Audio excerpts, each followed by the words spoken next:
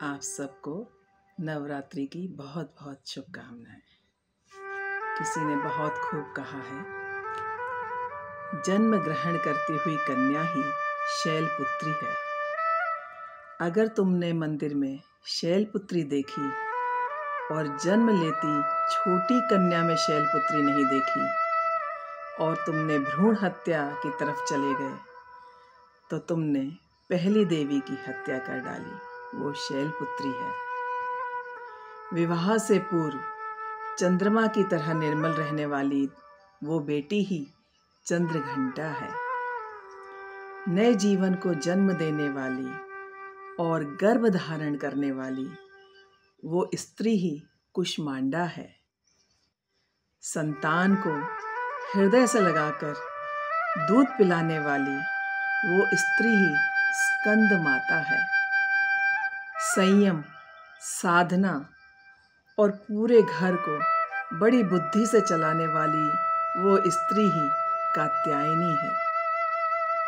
अपने व्रत, अपनी उपासना और अपने त्याग के द्वारा पति का भी उद्धार कर देने वाली, व्रतों के द्वारा उसे भी लंबा जीवन प्रदान करने वाली वो स्त्री ही कालरात्रि है। वृद्ध होकर आशीर्वाद के द्वारा अपने परिवार को दीर्घायु बनाने वाली वो घर की वृद्धा महागौरी है। और अंत में प्राणों का परित्याग करने वाली, सारे वंश को सिद्धि देने वाली ही वो सिद्धिदात्री है। एक स्त्री का संपूर्ण जीवन अपने आप में अगर उसने पूरे 9 देवी का दर्शन नहीं किया, एक स्त्री के जीवन में आपने समस्त 9 देवी का दर्शन नहीं किया तो ये नवरात्रि अधूरी है। इसलिए सदैव स्त्री का सम्मान करें। बहन रूप में, माता रूप में, बेटी रूप में, पत्नी रूप में स्त्री सदैव वंदनीय है। और इस नवरात्रि के उपलक्ष्य में एक छोटा सा मंत्र है, सब तरह की बाधाओं को हरने वाला, मनोकामना पूर्ण करने वाला। ध्यान से सुनिए। सर्वा बाधा प्रशमनम त्रैलोक्यस्याखिलेश्वरी एवमेव त्वया कार्य मस्मद्वैरी विनाशनम। राधे राधे।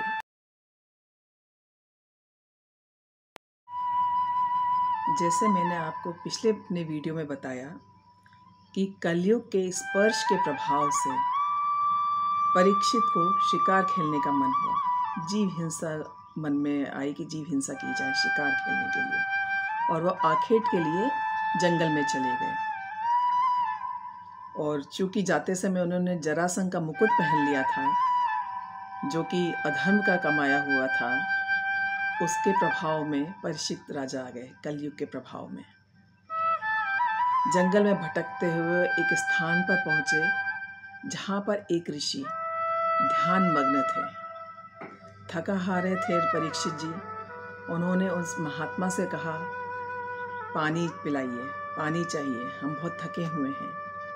पर महात्मा तो, ऋषि तो ध्यान में मग्न थे, उन्हें कुछ सुनाई ही नहीं दे रहा था। राजा परीक्षित को लगा ये उनका अपमान कर रहे हैं, तो उन्हें क्रोध आया।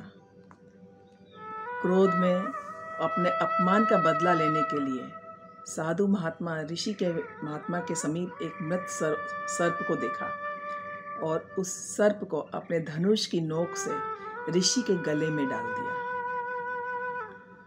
और अपने नगर वापस आ गए। डारी नाग ऋषि कंठ में नपने कीनो पाप, होनहार होकर हो तो श्रृंगी दीनो श्राप। वह ऋषि महात्मा और कोई नहीं, शमीक ऋषि थे। और शमीक ऋषि तो ध्यानमग्न थे, ध्यान में लीन थे, उन्हें इस बात का पता ही नहीं चला। लेकिन जब उनके पुत्र श्रृंगी ऋषि को इस बात का पता चला तो वह बहुत क्रोधित हुए और अपने कमंडल से जल अंजलि में लेकर उन्होंने परीक्षित जी को श्राप दिया कि ठीक आज से 7वें दिन तक्षक सर्प उनको डसेगा और उस सर्प के डसने से उनकी मृत्यु हो जाएगी। क्योंकि श्रृंगी ऋषि का मानना था कि अगर ऐसा राजा जीवित रहा जो ब्राह्मणों का अपमान करता है तो वो इस राजा बनने लायक नहीं है और राजा बनने योग्य नहीं है, इसलिए उन्होंने श्राप दे दिया। हालांकि जब शमीक ऋषि को इस बात का पता चला तो उन्होंने अपने पुत्र को समझाया कि परीक्षित कलयुग के प्रभाव में थे। तब श्रृंगी ऋषि को अपनी गलती का एहसास हुआ, एक दूत को राजमहल भेजा और उधर जब परीक्षित जी ने राजमहल आकर अपने मुकुट उतारा तो उन्हें अपने किए पे बहुत पछतावा हुआ। और जब दूत वहाँ पहुँचा तो उन्होंने कहा, मैं उनके इस कृपा के लिए अत्यंत आभारी हूँ, और क्षमा याचना करके दूत को विदा किया। राजा परीक्षित ने शेष 7 दिन ज्ञान प्राप्ति और भगवत भक्ति में व्यतीत करने का संकल्प लिया। वो डरे नहीं, उन्होंने उपाय नहीं पूछा कि मैं कैसे बचूं। उन्होंने ये क्षमा नहीं मांगी कि मेरा श्राप वापस ले लो, मुझे क्षमा करो। वो भगवत भक्ति में चले गए। अपने समर्थ पुत्र जन्मेजय का राज्याभिषेक कर दिया और समस्त राजसी वैभव त्याग कर केवल चीर वस्त्र धारण करके गंगा के तट पर स्वयं को भगवान कृष्ण की भक्ति में लीन कर दिया। उनके इस त्याग व व्रत के विषय में सुनकर अत्रि, वशिष्ठ, च्यवन, अरिष्टनेमि, शारद्वान, इंद्रमद, उतग्ध, मेघातिथि, विश्वामित्र, इंद्रमद, उतग्ध, अगस्त्य, नारद, वेदव्यास आदि ऋषि, महर्षि, देवर्षि अपने अपने शिष्यों के साथ उनके दर्शन को पधारे। आप ये सोचिए, राजा परीक्षित जी ही एक ऐसे भक्त थे और उनकी माँ उत्तरा, उनकी कोख ही एकमात्र ऐसी कोख थी जिसकी कोख में भक्त और भगवान एक साथ रहे।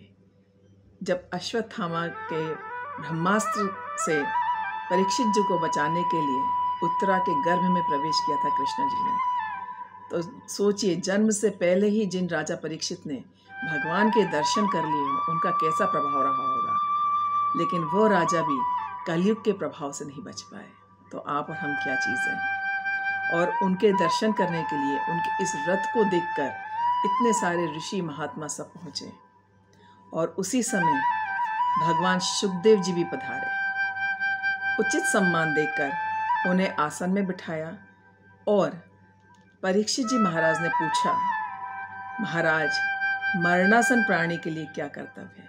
मरता हुआ व्यक्ति क्या करे जिससे उसे मोक्ष की प्राप्ति हो? तब सुखदेव जी महाराज ने भागवत कथा आरंभ की और तभी से साप्ताहिक भागवत का आरंभ हुआ।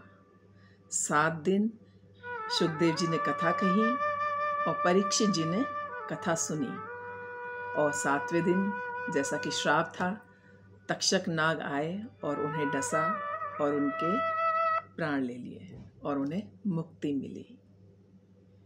तो हमें भी श्रीमद् भागवत अपने कम से कम जीवन में एक बार अवश्य करवानी चाहिए, अवश्य उसको बार बार सुनना चाहिए, जिससे हम भी भगवत धाम को प्राप्त करें। जय सनातन। राधे राधे।